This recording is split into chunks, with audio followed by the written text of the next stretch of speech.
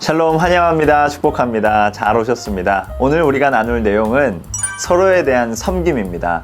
우리 공동체 안에서 믿는 형제 자매들이 어떻게 서로를 섬길 수 있을까요?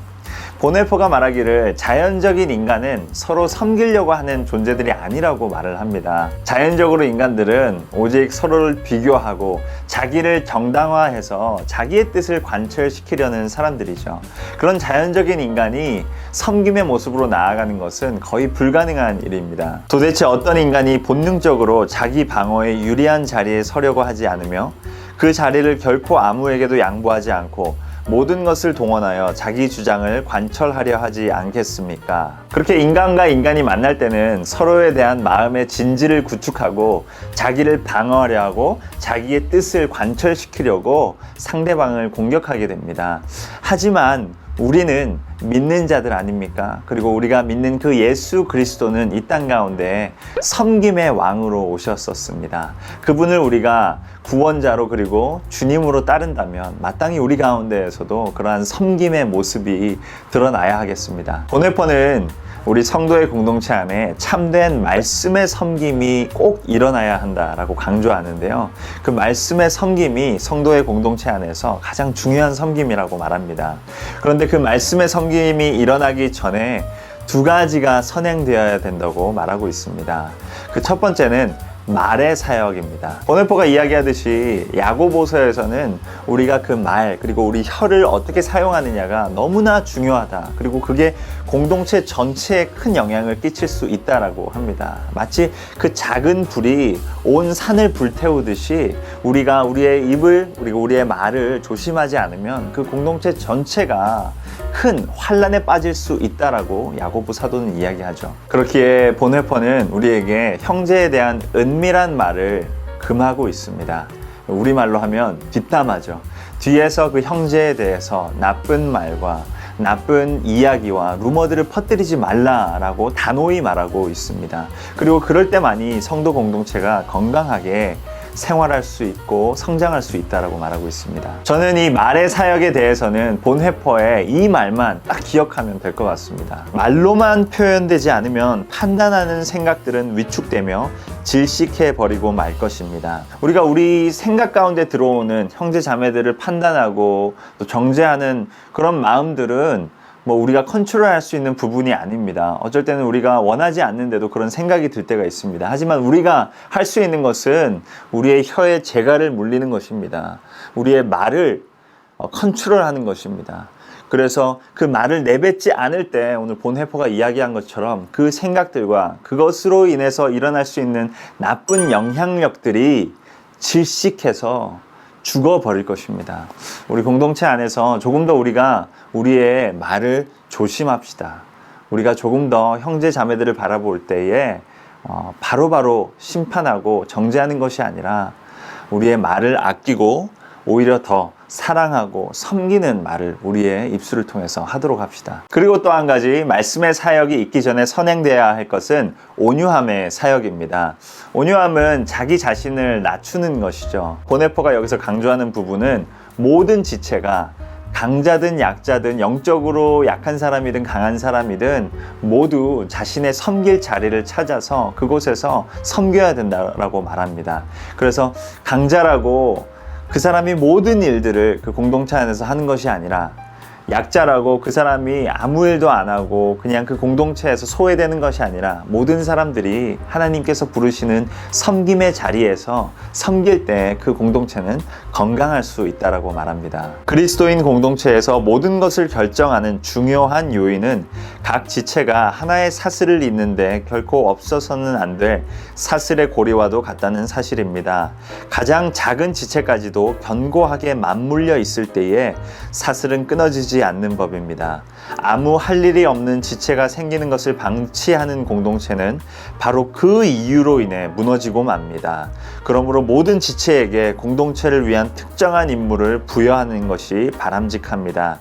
그러면 의심의 시간이 오더라도 자신이 불필요하거나 쓸모없는 존재가 아님을 알게 될 것입니다.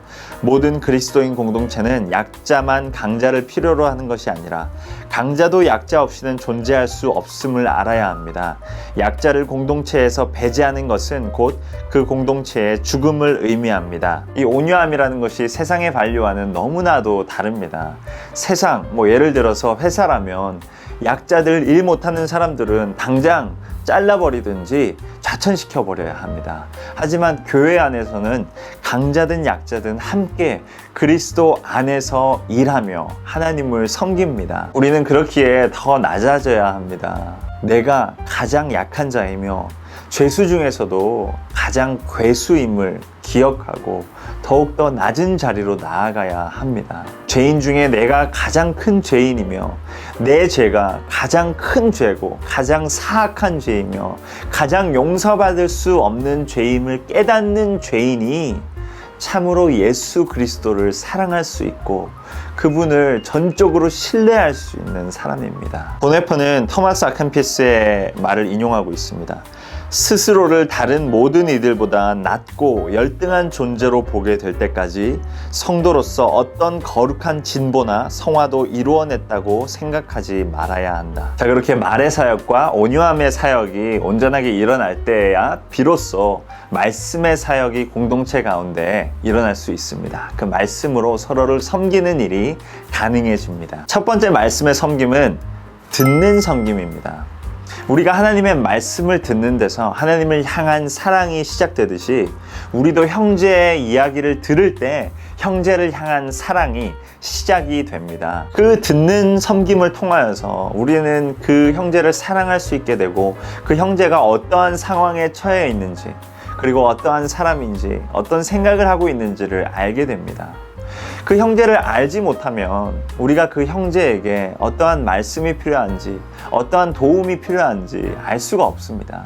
우리는 먼저 우리의 입을 열기 전에 우리의 귀를 열고 그 형제와 자매의 이야기를 들어주어야 합니다. 사랑하는 청년 여러분, 여러분들은 주변에 도움이 필요한 형제 자매들에게 얼마나 관심이 있으십니까? 그리고 그 형제 자매들이 도움을 요청할 때에 어떻게 반응하십니까? 우리는 우리의 형제 자매들, 우리의 가족들이 도움이 필요할 때 무시하거나 외면하면 안 되겠습니다. 그리고 그러한 도움과 요청은 오히려 하나님께서 보내시는 하나님의 메시지인 줄도 모르겠습니다. 하나님은 우리가 가는 길에 요구와 요청을 들고 찾아오는 사람들을 보내셔서 우리의 길과 계획을 반복해서 가로막아 서십니다. 아니, 날마다 우리의 길과 계획을 저지하십니다.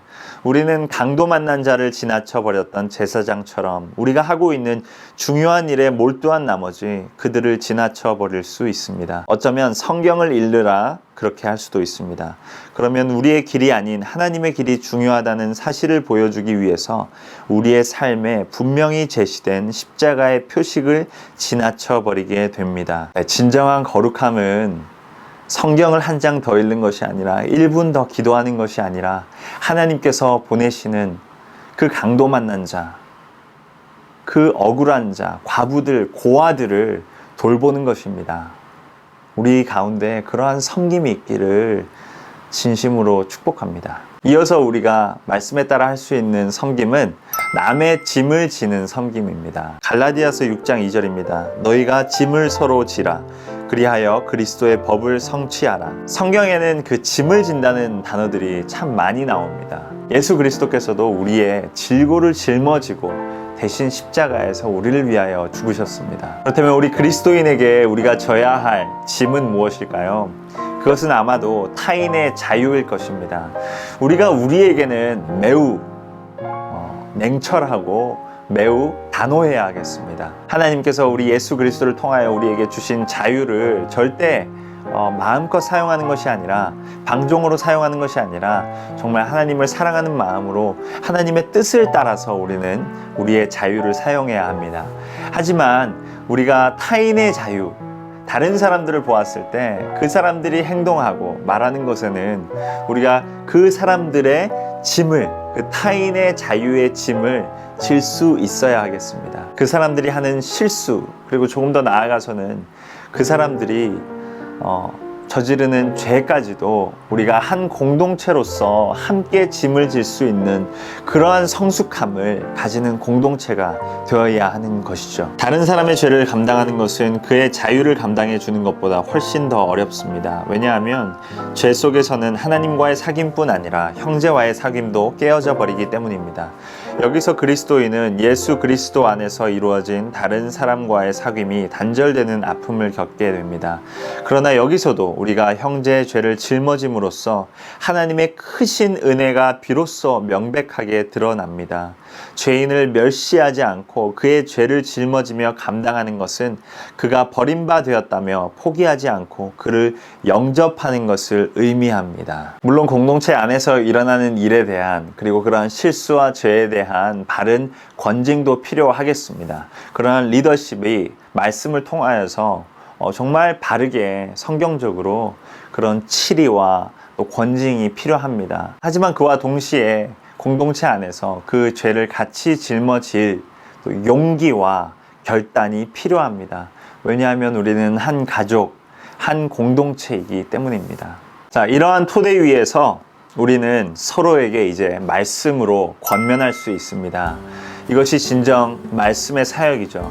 말씀은 단순히 목사님만이 성도들에게 선포하는 것이 아닙니다. 각자의 처해진 상황 가운데에서 서로가 서로를 말씀으로 권면할 수 있습니다. 물론 성경 구절을 이렇게 제시하는 것도 방법이 되겠지만 자기가 알고 있는 우리가 외우고 읽고 묵상하는 그 말씀을 통하여서 나아오는 말씀에 기반한 권면 또한 포함이 됩니다. 이 세상에서 존재하는 유일한 상황에서 한 사람이 다른 사람에게 인간의 말을 사용하여 하나님의 위로와 경고의 말씀을 전하며 하나님의 자비와 준엄하심을 증언하는 것입니다. 공동체의 권위는 오직 말씀에 있습니다. 그 말씀이 우리를 새롭게 하고 변화시키며 우리를 바로잡아 줄 수 있습니다. 여러분, 하나님께서 여러분들을 그 말씀을 가지고 여러분들이 있는 그곳에 그리고 여러분들이 함께하는 그곳에 보냅니다. 여러분들 그 말씀으로 섬기시기 바랍니다.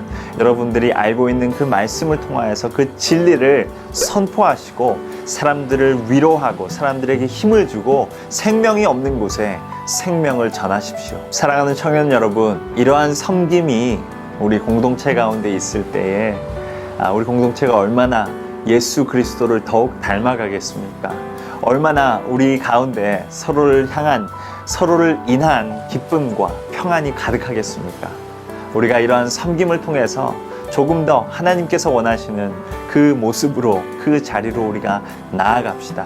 서로 듣고 섬기며 서로의 짐을 짊어지어주며 서로 말씀으로 힘을 주고 권면하며 우리가 하나님께서 원하시는 그 공동체의 자리로, 그 섬김의 자리로 함께 나아갑시다.